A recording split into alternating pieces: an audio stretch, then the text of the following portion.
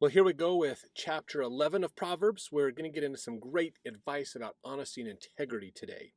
So let's begin. Verse 1. A false balance is abomination to the Lord, but a just weight is his delight. Now, a false balance is basically when you have a scale that is designed to deceive people. So if the scales, when you have a scale, especially back in these older days, the scale was designed to equal when the weights are equal. But you can actually shift how your scale reads so that when they balance, they're actually technically unequal. Thus, you can cheat people. You can make people pay a higher price for things because of the scale weighs itself out in a certain way. So you end up with more value and you rob the other people of their value, basically. So, philosophically, not an uncommon principle of even manipulating prices and costs so that we can enrich ourselves at the expense of others is something that idea has been around for a long time. Basically, that's what it's talking about. Is deceiving people is the essence of it. If you are deceiving people to get gain, you are not in the good graces of God. Basically, verse 2: when pride cometh, then cometh shame, but with the lowly is wisdom. So I'm looking forward. I want to hear what you have to say about that one. When pride cometh, then cometh shame, but with the lowly is wisdom. What do you think that verse means? How does that come across to you? Put it in the comments. I'm looking forward to reading those and conversing with you more on that one. Verse 3: the integrity of the upright shall guide them, but the perverseness of transgressors shall destroy them. Now, we see this kind of philosophy all the time. When people are honest, it's easier to be honest because you don't have to remember the lies you've told to try to keep those lies up. You just tell the truth. It just comes out, and it's the first thing that comes out, and it's easy to deal with. You don't have to stress yourself out wondering what was the story I told this person last. So it just makes it easier. And so people who are lying, who are deceiving, they tend to get in a situation that just things get worse and it becomes a problem, and their lies catch them, and just it gets worse and worse and worse for them, basically. Now, verse 4: riches profit not in the day of wrath, but righteousness delivereth from death. This one to me comes across as that same kind of analogy of there's no atheists in foxholes type of an idea. That it doesn't matter how wealthy you are, when it comes to the day of dying, when it comes to meeting your maker, wealth goes out the door. Who cares what your wealth is? You can't take it with you. So that's where righteousness makes that an easier situation. When it's time for you to meet God, are you going to be ready? Are you going to go, wait, hold on, I need to change stuff? If you have a pact with a friend that says that if I ever die, you need to go delete my internet history, that might be a good sign that you need to just improve your life anyways. That's if you're worrying about dying, because you're afraid of people finding out who you really were, or the challenges you have, or even having to go to before God with those challenges. You might just want to change it now while you have a chance. That's just a good way to go. Let's see. Verse 5: the righteousness of the perfect shall direct his way, but the wicked shall fall by his own wickedness. Kind of a similar idea, basically, of actually, I think I just read that one, come to think of it.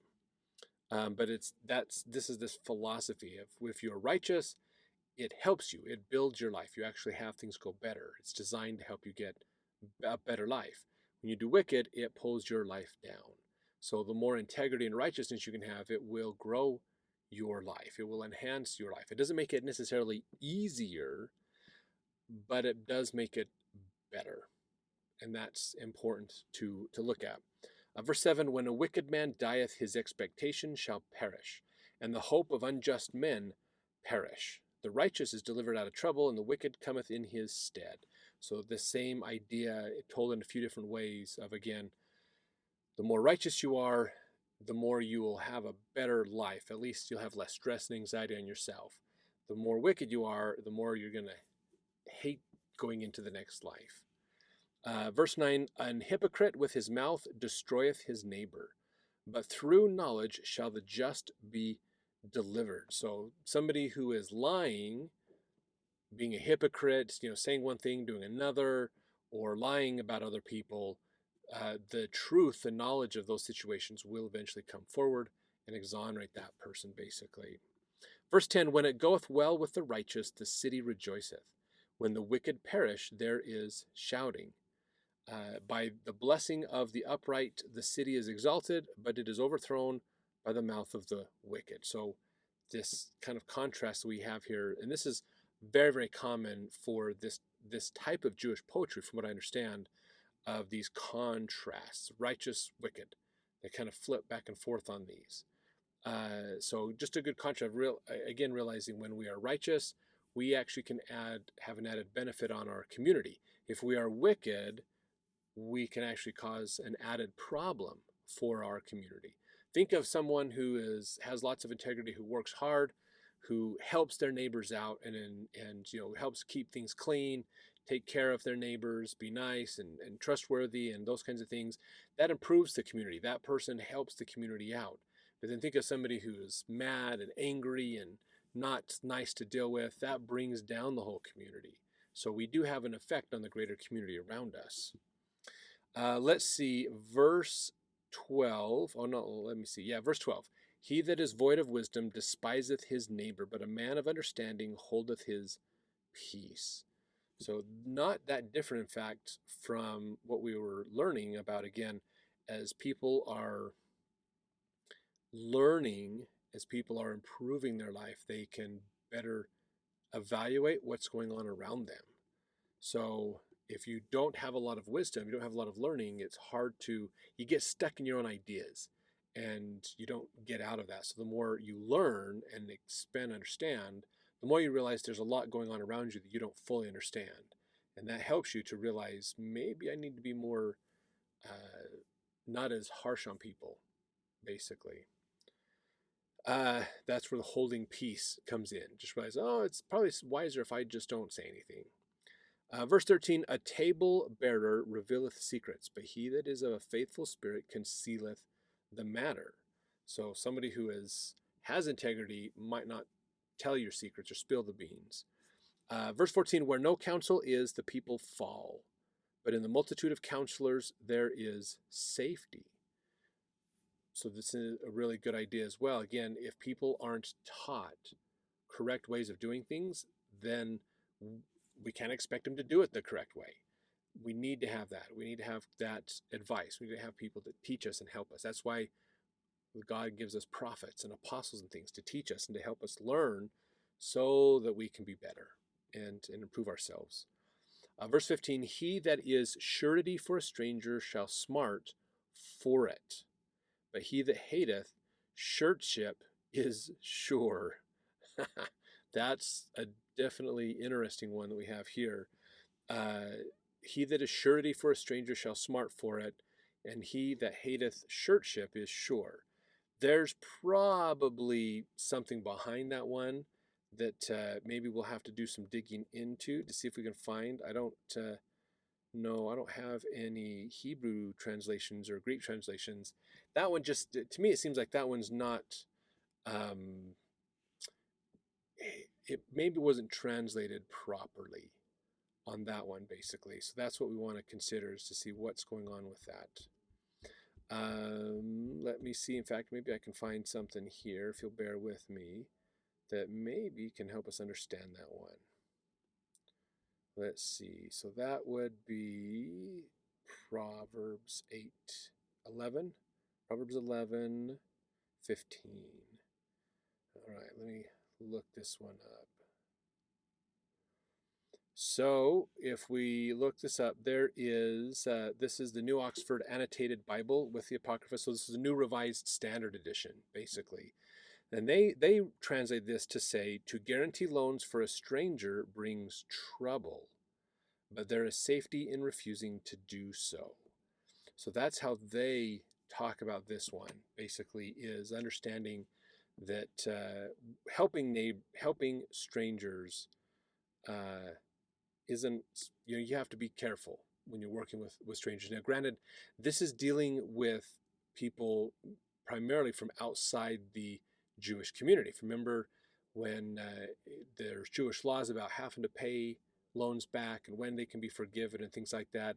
But if you're dealing with somebody who's outside that community who doesn't follow that law, there's no recourse within the law to deal with those people. So that's not necessarily a great way to do things, but you've got to just be careful with how you work with those people from other areas that you can be taken advantage of. Basically, is probably a way to say that. If you have another interpretation of that, please put it in the comments. I look forward to hearing your ideas on that one. Verse 16, a gracious woman retaineth honor, and strong men retain riches. So what do you think it means on this one as well? A gracious woman retaineth honor, and a strong men retain riches. For me, this says, and I'm looking forward to your comments on this one too, is a woman who is gracious. That's usually a woman who's pretty smart. They understand other people have different opinions around them. They understand their opinion and they allow others to have their own opinion as well. This is a woman who's not quick to anger. This is a woman who is tempered with her emotions, as far as not going crazy on things, but staying more tempered with everything. She's going to be seen as a highly regarded woman, especially in these ancient days as well. Strong men retain riches. That's probably dealing with, like, they can fight, they can defend, they can take care of protecting physical assets, basically. Verse 17, the merciful man doeth good to his own soul, but he that is cruel troubleth his own flesh. And again, this, if they flip it in the next one, the wicked worketh a deceitful work, but to him that soweth righteousness shall be a sure reward. So if you notice, good and bad, and then the next one, bad and good. They kind of work together. Not quite a chiasmus, but kind of a similar idea. Verse 19, as righteousness tendeth to life, so he that pursueth evil pursueth it to his own death. Can wickedness increase the odds of death? Well, if you think of wickedness, usually begets wars and contention and hatred, which increases murders and abuse and other things. I'd say wickedness has a chance of shortening our life. And so righteousness is about living life, honoring other people, helping, supporting other people, which means you're probably going to live longer. Verse 20, they that are of a froward heart are abomination to the Lord, but such as are upright in their way are his delight. Remember, froward is false, lying heart, somebody who is deceiving other people. Those who are upright, they are honest, they are a delight to God. Verse 21, though hand join in hand, the wicked shall not be unpunished, but the seed of the righteous shall be delivered. This is probably getting more into the idea of eventually justice is meted out. But that's not necessarily something that's guaranteed immediately in the moment it's there. Verse 22 is an interesting one. As a jewel of gold in a swine's snout, so is a fair woman which is without discretion. So this one's getting into an idea of, in fact, I got a little quote here from the Old Testament student manual. It says, nose jewels were a common adornment for the women of Israel and surrounding cultures. But a jewel in a swine's snout was unthinkable, because swine were held in such contempt among the Israelites. This Proverbs thus dismisses the value of physical beauty when it is not accompanied with self-control and righteousness. So a beautiful woman that doesn't have self-control and righteousness is not a good woman you want to be hanging out with. So self-control and righteousness is more important than outward beauty, basically. Verse 23, the desires of the righteous is only good, but the expectation of the wicked is wrath, anger, hatred, those problems. Verse 24, there is that scattereth and yet increaseth, and there is that withholdeth more than is meet, but it tendeth to poverty. That one sounds profound, even though we might not fully understand what that means. I look at this from what I can understand from this one, and it's a good understanding of consecration, basically, and charity. So there is that scattereth and yet increases. So if you scatter, what is something you scatter and it increases? Charity. When you give, you get in return. This is that idea that was popularized with John Rockefeller as well. He used to earn money as a kid, stand on the street corner and hand out dimes to people because he knew it would come back to him. That's a common gospel philosophy, gospel prosperity type idea that's out there. But this is about charity. So if you hold, the more you hold on to your goods, the more you're going to run out of goods, and you're going to end up with poverty and problems. So being charitable, being more free and open with your stuff. Excuse me, I set my eye for a second. Being open with your stuff is important for us to look at and do. Oh, sorry. Crazy. Apologize about that. So look at giving more. The more giving, the more open we are with helping other people and doing other things, the more we can get help, and the better it is for us. Zig Ziglar's famous philosophy: you help enough other people get what they need in life, you will get what you need in life. So that's what that's talking about. Verse 25: the liberal soul shall be made fat, and he that watereth shall be watered also himself. So kind of an interesting one there. And I would have to say on that one too, when it talks about a liberal soul that shall be made fat, I don't think that's talking about politics. Just FYI on that one. Basically, that's not a politics one. Liberal meaning more open in your thinking. Basically, this how they talk about it in the New Revised Standard is a generous person will be enriched, and one who gives water will get water. So again, that's not a necessarily political statement, more of somebody who is giving, who is more open-minded to sharing and helping, basically. They're going to get in return. Verse 26, he that withholdeth corn, the people shall curse him, but blessing shall be upon the head of him that selleth it. Some people look at this one as like, oh, it's selling, it's commerce, that's capitalism. It's good to be a capitalist. The thing is what it's talking about in here basically is helping other people. The more you're willing to help people, the better it is. And that's really a sound piece of advice for anybody in business. It's being in business isn't about making money for yourself. Being in business is about helping other people, solving a problem that other people have. And the more you can help them, and the more people you can help, then the more wealthy you can become using that.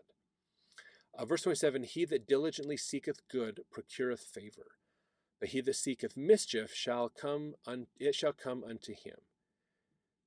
So again, it's you trap yourself. It's either going to benefit you or it's going to hurt you. It's going to amplify the results, basically. Verse 28, he that trusteth in his riches shall fall, but the righteous shall flourish as a branch. He that troubleth his own house shall inherit the wind, and the fool shall be servant to the wise of heart. So again, if you're causing problems for people, you're making their lives hard, they don't want to be around you and do stuff with you, basically. Verse 30, the fruit of the righteous is a tree of life, and he that winneth souls is wise. Now, this one's kind of a fun one to think about because in Lehi's dream in the Book of Mormon, he sees a tree known as the tree of life. And it is the fruit is actually the love of God that he gives to us, which is similar because we are righteous because we love God. Verse 31, behold, the righteous shall be recompensed in the earth, much more the wicked and the sinner. So what goes around comes around. You're going to get your just dues at some point, basically. So some fun things we get to learn, bunch of little nuggets of wisdom we get out of this proverb. I look forward to catching up with your comments on this as well, what you think of some of these, and then let's jump over to the next one as we continue forward.